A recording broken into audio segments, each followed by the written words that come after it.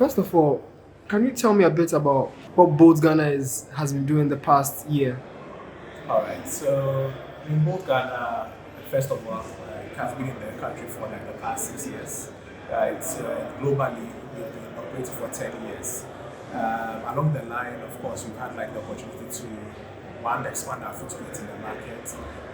Last year, specifically to your question, we were able to like actually increase the number of places we operate in from 8 to 12. Right. So we've been able to add other communities who had always expressed interest in also getting access to this convenience that people in Accra and Kumasi take for granted today. So we're able to go to Bolga, Tanga, Tapwa, Obuasi, and Techiman last year, or over the past 12 months, if I should say. And I think it's been great. That has been like added a lot of convenience and comfort to people's lives. And not only that, over just the past 3 months, we've added two new categories that previously we just did not have. One is the three-wheeler category, or what we popularly call in Ghana, Pragya. So now in Kumasi, it's possible to take a boat Pragya where you couldn't do that before. And then in Accra, we've also started pioneering like package delivery using motorbikes and cars as well, what we call boat send. Right, so now you can send a package to anyone or receive a package so conveniently, just like you would with ordering a ride or ordering food on our platform. So, yeah, lots of innovations and we continue to push that as the days go by.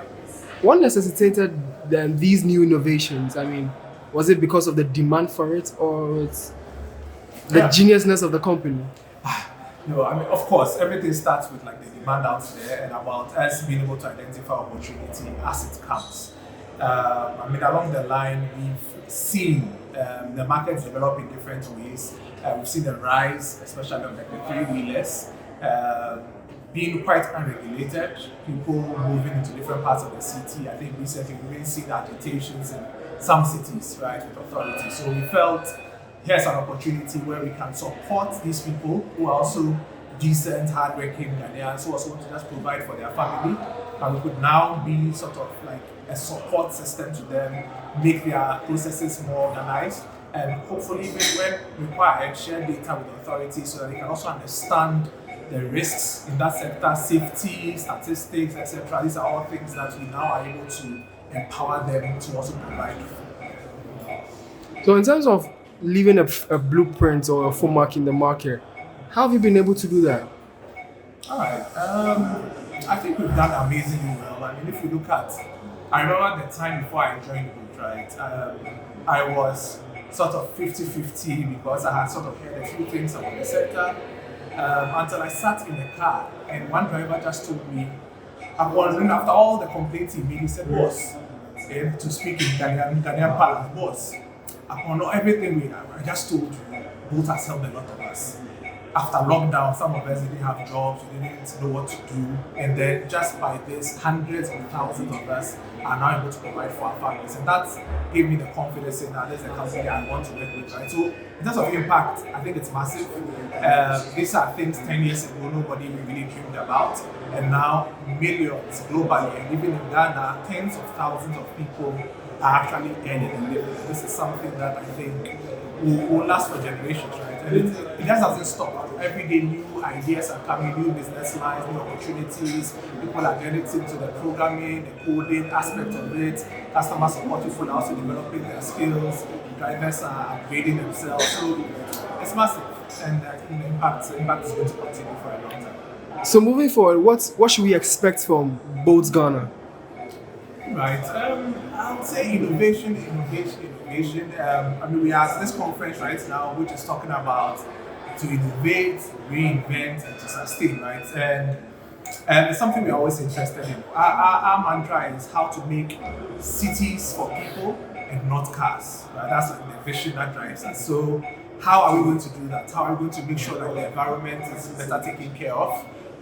Electric vehicles is an area we could consider. Different things, cargo, all kinds of mobility needs, right? In Europe, for example, now micro-mobility is like the big thing where people are using scooters, electric bikes, etc. In Africa, it might look different, right? We don't believe one size fits all. our cities may have different needs, right? So we just want to be at the forefront of the innovation, of the exploration, and making sure that we always have a solution for what the market might require. I know I said finally, but this is the final question. Sure.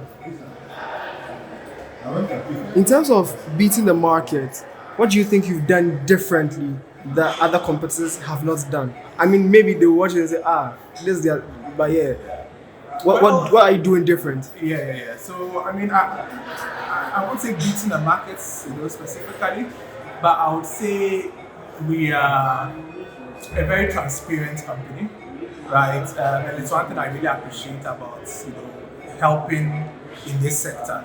We are open to drivers, we're open to riders. We constantly have like feedback sessions, round tables with these partners.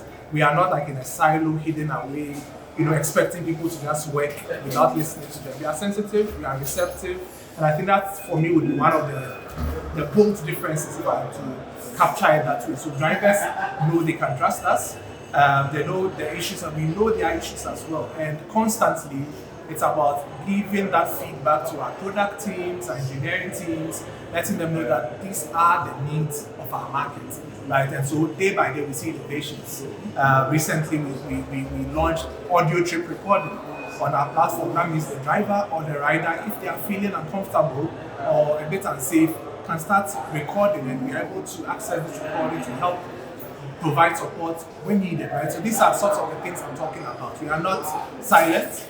We are out there, we engage, and I think it's something that has made us number one in the market. That is why we are the market leaders.